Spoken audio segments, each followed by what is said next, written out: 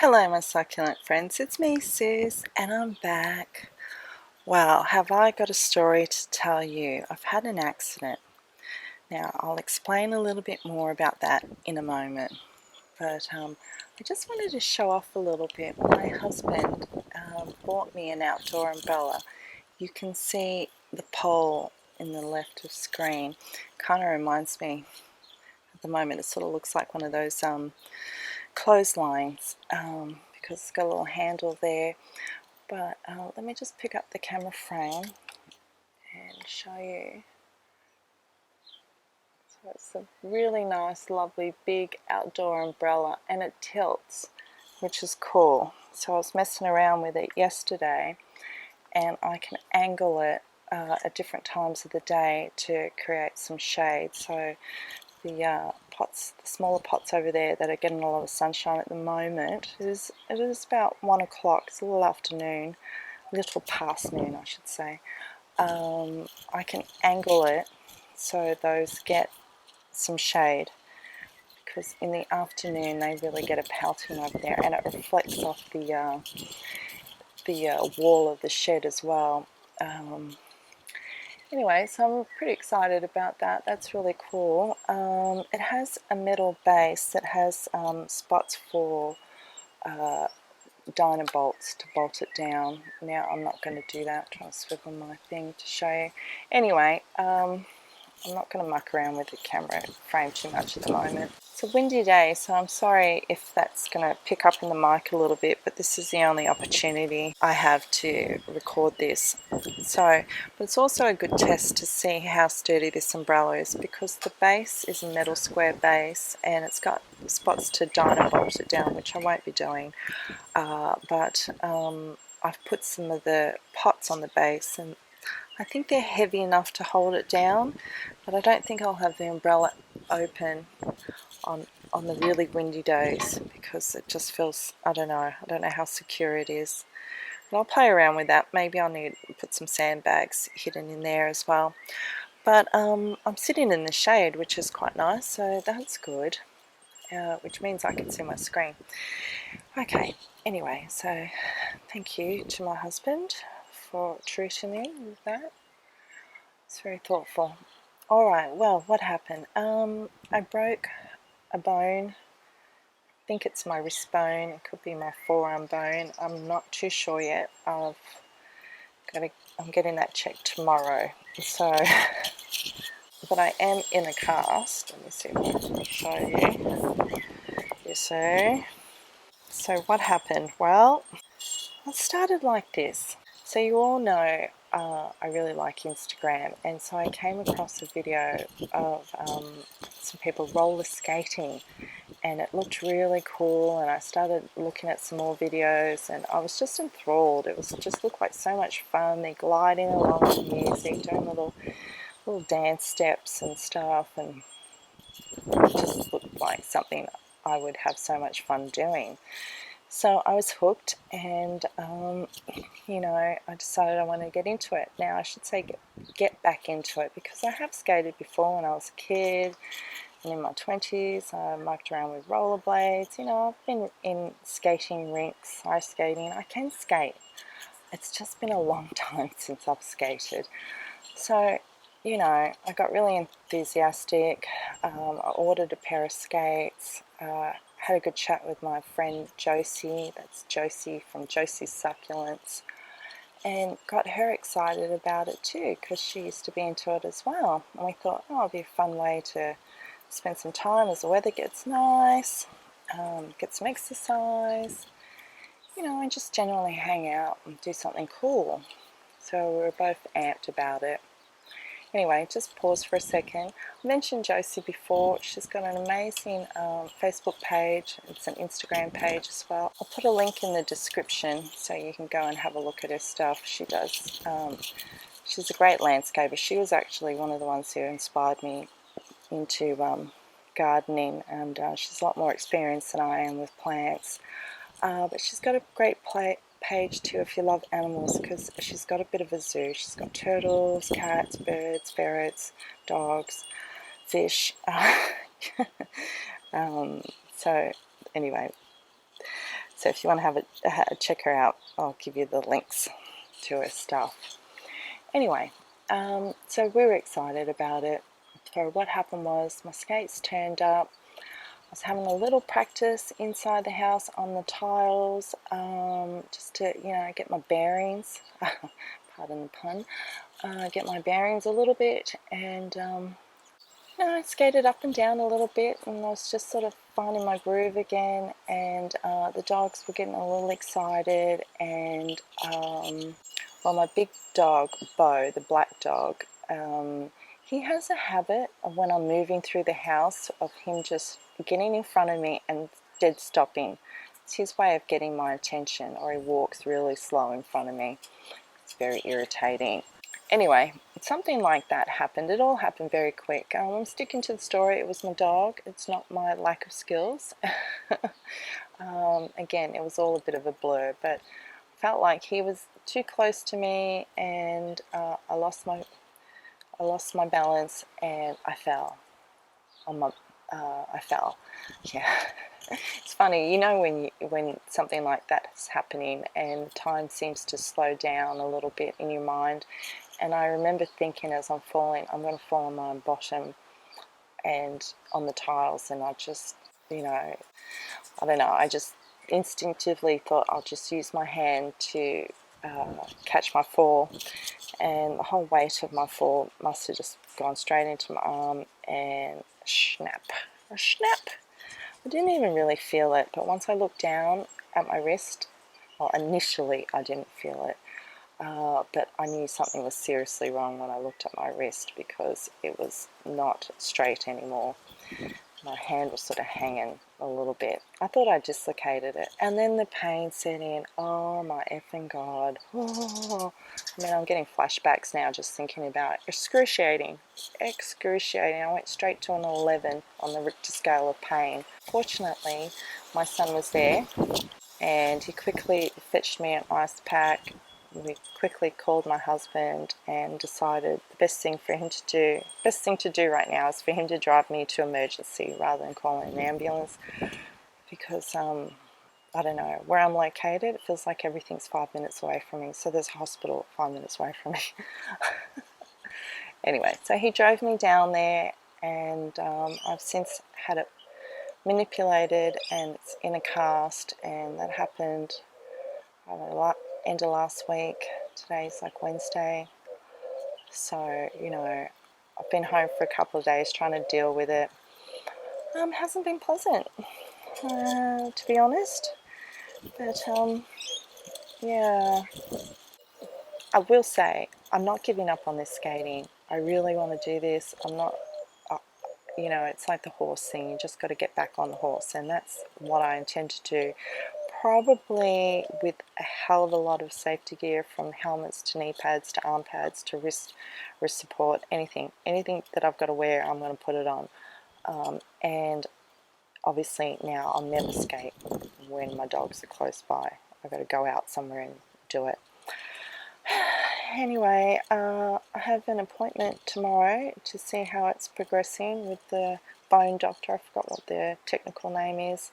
If you've broken a bone, let me know. Tell me about it, because I've never broken a bone before. I'm sorry I'm not talking about succulents. If you've come for succulents, I sincerely apologise. Consider this like a phone call to an old friend. I'm just calling just to tell you what's happened, to update you, tell you I'm alright. But clearly I won't be able to do stuff with my succulents as well as I can. Fortunately, it was my right hand and I'm left-handed, so that's been beneficial because I can still get around and do quite a few things. But as far as planting up stuff, I don't know when that's going to happen, which is a little bit disheartening, because I was really looking forward to getting back into some videos, because I've got a few little projects that are scheming around in my brain. But I guess I just got to put that on the back burner for now. So the main reason why I'm making this video is to let you guys know that don't give up on me. I'm still here, and I still intend on being a consistent channel, but obviously I've had a little bit of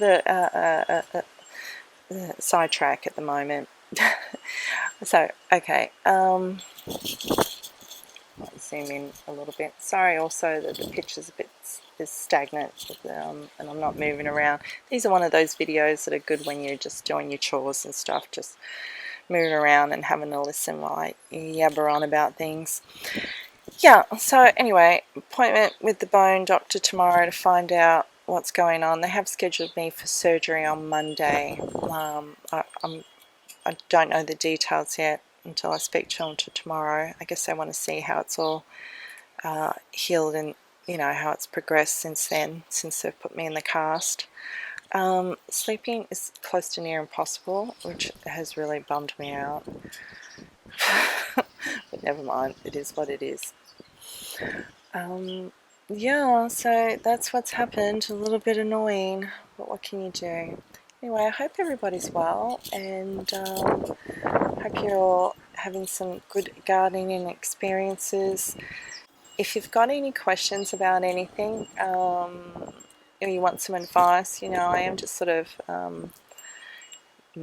you know, stuck on the couch or on the bed most of the time. So, and I can type. Depends how many pain meds I've had, but you know, I'm happy to throw out some advice. And in actual fact, Jill had thrown out a question recently about how much water my plants get being out in the elements. So I might touch on that, elaborate a little bit more on it. And some of you might find it helpful if that's a concern of yours. But as you're aware, most of my succulents are out in the elements, and most of them will get rained on except for the ones under my pergola. And I do rely on the rain for most of the watering throughout the year. I do water them more in summer, as the water can you know, evaporate quicker in the heat, especially if it's a dry heat. But all in all, the rain dictates the watering for me. So if we've had a couple of days in a row where it's just raining consistently, I will try and come out in the mornings or when there's a break in the water and just blow off some of the excess water. It seems a bit pointless and redundant if it's just going to rain again. So, you know, but generally through those wet periods, I blow off the water, especially ones that have a rosette shape to them and where the water can pool in the middle. Because I think if you combine that through the colder temperatures, you know, you could possibly get some rot and so forth. But what I'm trying to say is sometimes, from my experiences, I think the fussy succulents can be very sensitive to water, and just a little excess water, and then one day they're good and one day they're just a mushy mess.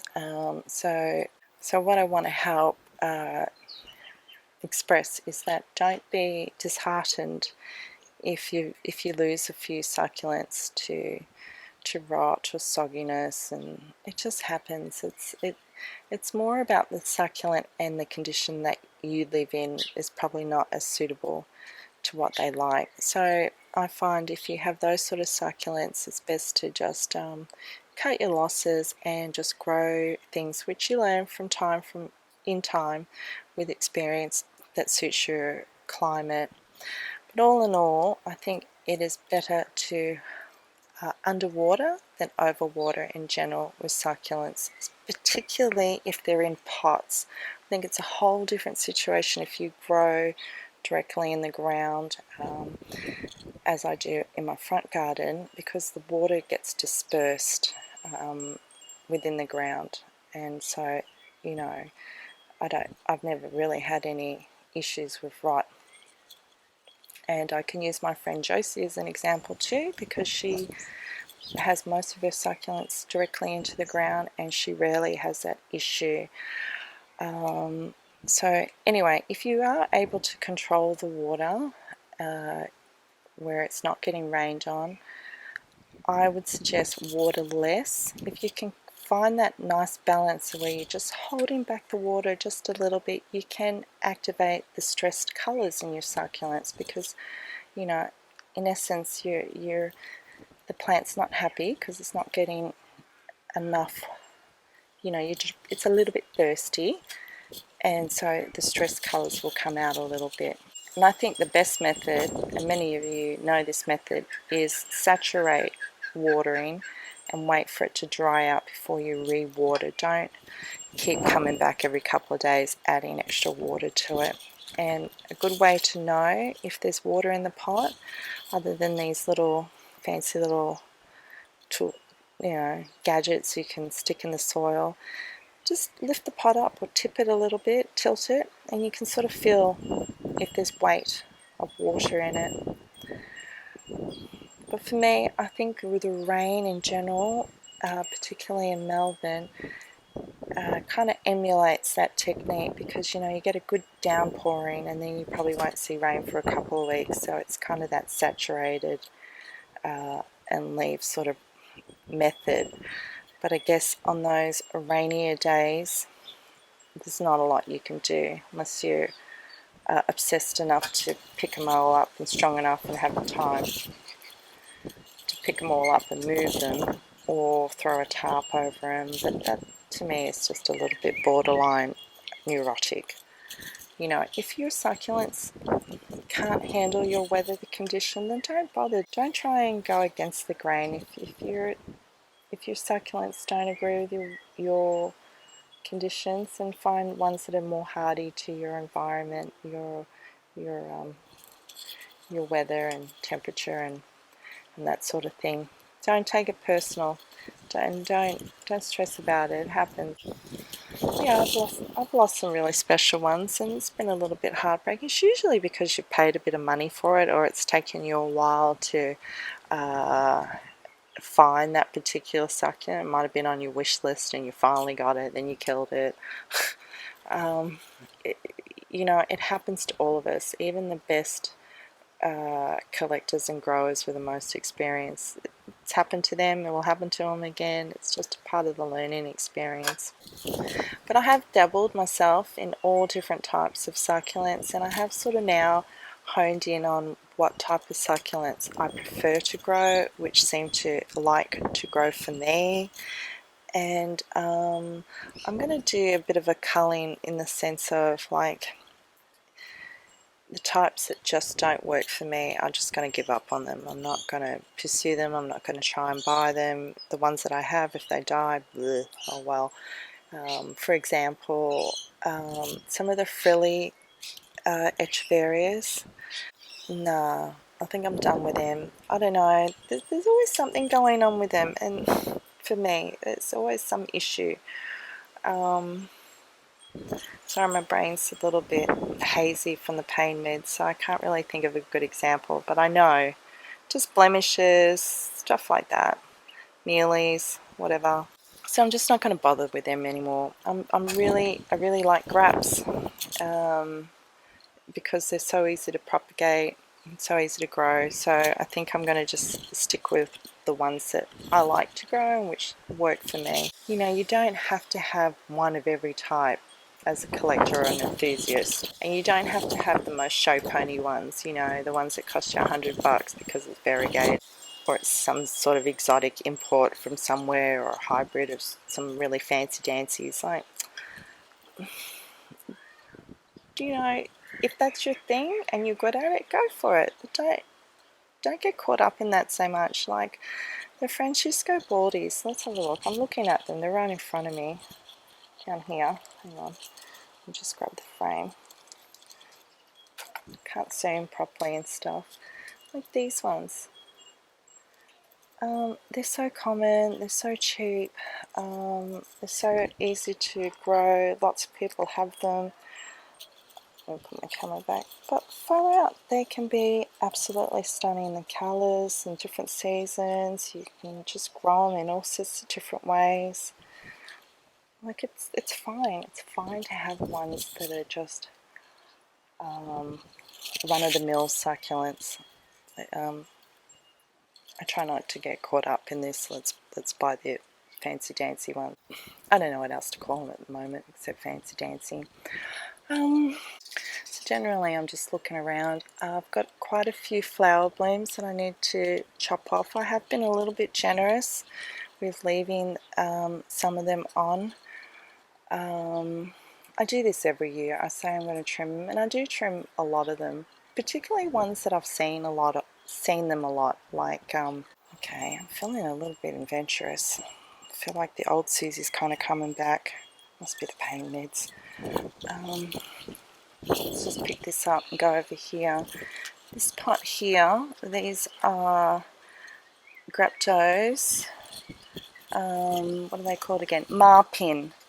Some people call them Rose Queens. Anyway, we'll stick with Marpin for now. They flower all the time, and I just pinch them out even before they have a chance to grow. But like over here, I can't see them in and out one-handed. See the pink pot, the little one? That's it's a grap as well. Graptovaria orange sherbet. That's it. I hadn't seen their flowers before, so I let those come along just to enjoy them. Then I can see I've got to get rid of them now. They look yuck. But I am playing a dangerous game because we're coming into mealy season, and I'm like, it's like having a red flag and going, hello mealies, I dare you, come here, come and live in here. And I haven't treated, I'm backing up, I'm reversing into my spot. I haven't treated for mealies for months, actually, probably since the last time I was doing videos on it. So they're vulnerable, that's what I'm saying, without that protection. So I'm living on the wild side, but I think I will have to chop a lot of them off very soon, if not today. Probably not today. I'm probably going to edit this. I'm going to probably re-listen in a minute and hear all the wind in the mic and be upset. Oh well, what can you do? I think I'll just wrap it up here. Mine's getting a little bit foggy. Energy levels kind of go in and out, and it's waning right now. But I just wanted to tell you, I got hurt. I got an owie, but I've been brave. I've been very brave. I have to continue to be brave because of the surgery. But I'm in good hands. Hubby's at work, but my son's here. He's been a real star, making me nice coffees in the morning and helping me with lunch, and you know, all those things you realise you can't do without some assistance. He's been very patient with me too. Alright, well, I'll probably pop on again after the surgery, let you guys know how we're going, and maybe then I'll feel a little bit better and I'll take you on a little tour and we can have a look at how some succulents are fared. Some of my pots are doing good and some of them doing crap, mainly because of that mold problem that got me. Some of these plants still need a little attention in that regard, but all in all I think the problem's under control. It's just a matter of them recouping now from the damage. Anyway, I wish you all well. I hope you're all doing good. Yeah, and I'll see you again soon.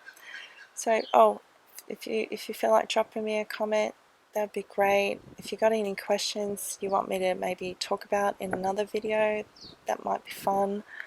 Or if you just need some general advice, happy to help you out. Truly, I am.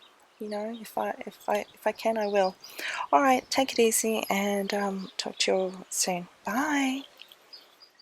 I wanted to sincerely thank you for watching, and if you enjoyed this video, I would really appreciate it if you liked it and subscribed to my channel. Also, you can find me as sisforsucculents on my Instagram and Facebook page, where I post daily photos with tips and information. So come and hang out with me there. It's a great place to chat and connect. Thank you.